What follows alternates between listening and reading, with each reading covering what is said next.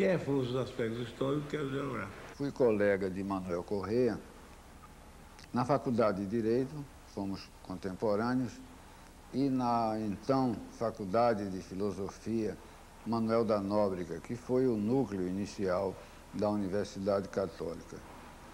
Manuel, desde a época de estudante, era uma pessoa com uma aguda curiosidade intelectual. Ele ficou oscilando entre a história e a geografia, mas finalmente decidiu-se pela geografia. Mas sua paixão pela história permaneceu. E eu escrevi uma série de artigos e uma série de livros sobre a questão agrária do Brasil.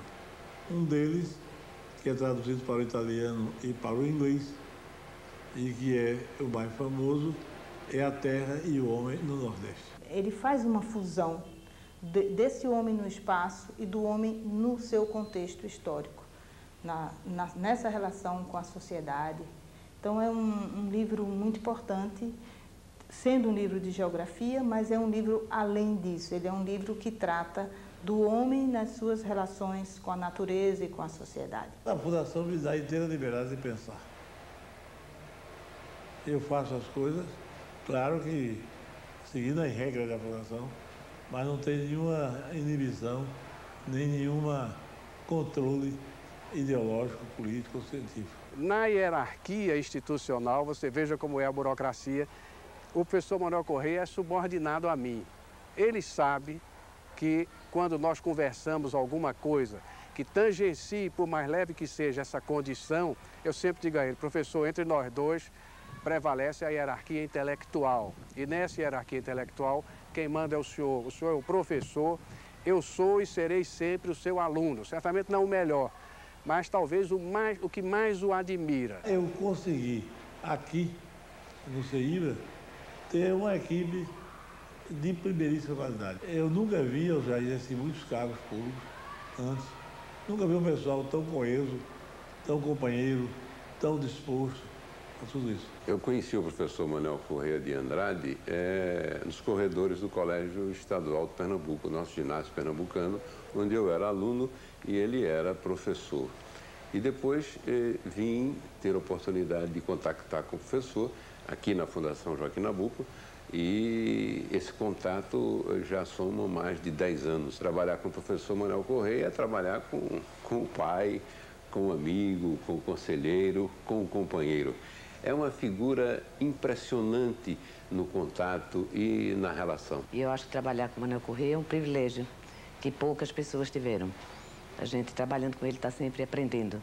É um verdadeiro mestre e cada conversa que a gente tem com ele é uma aula. Sempre, sempre, sempre. Ele elogia o trabalho que está sendo desenvolvido à altura do que se espera, ele elogia, e o que não está aquém do desejável, então ele pede mais empenho, mas de uma forma do estilo dele, que sempre foi o estilo dele, um estilo educado e uma forma de cobrar, contanto que deixa todos que trabalham com ele à vontade. Também eu me considero um chefe muito aberto. Eu não quero que ninguém me obedeça por medo. Eu só quero que me obedeça por consentimento. Eu só aceito a autoridade consentida, não aceito a autoridade imposta. Olha, o flerte começou em dezembro de 42. O noivado em 45. E o casamento em abril de 47, até hoje. Ele era uma pessoa assim, alegre, contente da vida, muito conversador, muito atencioso, delicado. Eram tantas as qualidades que eu me afeiçoei a ele. No começo foi meio duro, porque ele era professor só de ginásio. Sabe, a vida de professor não é brinquedo, né?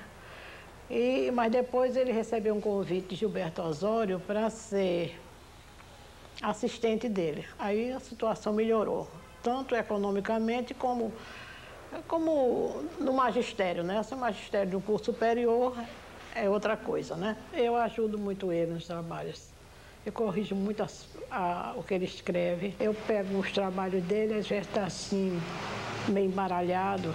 Eu estou tão acostumada com as coisas que ele escreve, eu vou dando um estilo mais mais suave, menos acadêmico, menos duro, uma coisa mais legível. Nunca se vive assim no mar de rosa. A gente às vezes tem uma preocupação, um aperreio, um aborrecimento, mas nunca é uma coisa de mim com ele, nem dele comigo. Tá?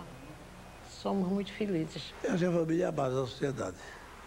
Seja qual for o regime, seja qual for a tendência política, social, ideologia, se não tiver uma base de família sólida, se desmorona. Papai sempre foi um homem muito de família, muito de família. Sempre que a gente precisa, chega junto, mas também sempre nos cobrou posições e andamento de vida. A gente sempre pôde colocar o que é que a gente pensava, o que é que a gente queria. Todos nós ou amaríamos muito a área social ou odiaríamos, porque era o mesmo assunto no café da manhã, no almoço e no jantar. A gente sempre estudava geografia no globo, através de mapas, essa coisa toda, que era um certo cuidado que ele tinha de que a geografia não ficasse para a gente só como decoreba, mas ficasse para a gente também como uma vivência de espaço. A gente passeava muito no próprio estado, ou então estados vizinhos, e tinha não só o seu lado, digamos, da diversão, como também a própria paisagem que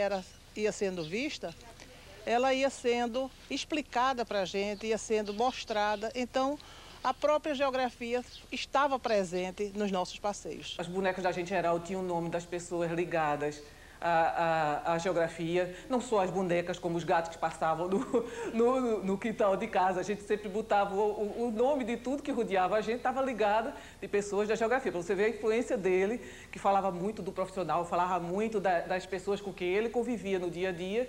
E isso daí era o dia a dia nosso. Ele tentou puxar a gente, um pouco, os netos, indiretamente para a área da geografia, da história, mas com alguns netos ele não conseguiu, não. E agora também ele soube respeitar os netos que não seguiram e admirar também. Eu tenho a impressão que ele não se queixa de mim, não. Tenho a sensação, ao participar da cerimônia de posse nesta academia pernambucana de letras, que eu estou encerrando uma viagem muito longa, que começou faz quase 80 anos, com o meu nascimento na Casa Grande Centenária do Engenho de Ar, em Vicência, e se coroou agora no casarão que pertenceu ao Barão Rodrigues Mendes e que hoje abriga a Casa de Carneiro Vilela. Eu estava na Academia de Letras, já tinha sido eleito, quando aconteceu uma eleição em que o professor Manuel Corrêa era um dos candidatos.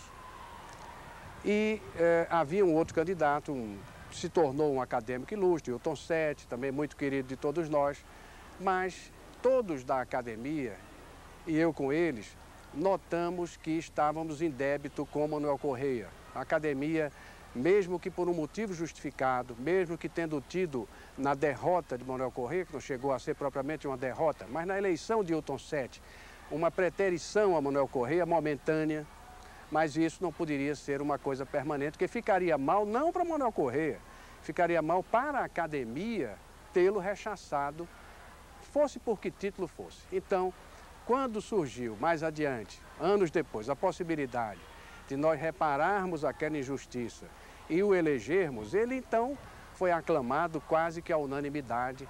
E, repito, experimentei no convívio com os meus confrades na academia uma sensação de alívio. Elegemos Manuel Corrêa, finalmente fizemos justiça. O tempo é inexorável. A Bíblia tem razão quando diz que tudo acontece na época que deve acontecer. Mas a gente vai, com o tempo, vendo as coisas, vai mudando, vai passando fases de vantagem, de alegria e fases de tristeza, mas ele está marcando, é inexorável. Quando a gente chega em cidade, tem muita história e pouca geografia. Eu tinha um grande amigo, foi meu companheiro de juventude, colega, né, que era Mário Souto Maior. E um dia ele comentou comigo que quando um dos dois estivesse decrépito, dizendo besteira, o outro avisava. Aí eu contei para ela, disse para ela, vai ser difícil, porque vocês são quase da mesma idade, mas ela vai velha que eu 2 anos. Como é que um vai avisar o outro? Pode ficar em decrépito, no mesmo tempo, né? Ele tem uma mente assim, mais avançada sempre do que o tempo dele, ele está sempre adiante, tá entendendo? Então, esse otimismo dele, esse dinamismo, essa juventude, né? Porque a juventude da mente é tudo. Então, é uma coisa assim muito marcante. E isso, para mim, ele continua. Quer dizer, eu não me lembro dos 80 anos. Para mim, papai continua como os 40, os 50, nesse sentido. Papai é uma pessoa que ele pode conversar com uma pessoa de 90 anos, como ele pode conversar com uma criança de 10 anos, de 7 anos. Porque ele sabe ter o papo adequado para cada faixa etária. Então, eu acho ele é demais.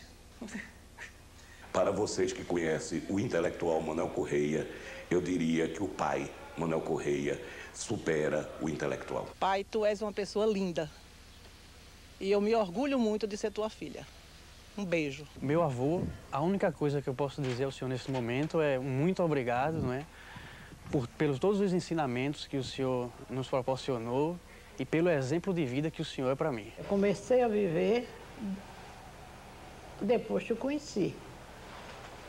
Eu não tenho nada que me queixar dele, nem da vida que levam. Me considero muito feliz. E tudo que eu tenho na vida é ele e são os filhos e os netos.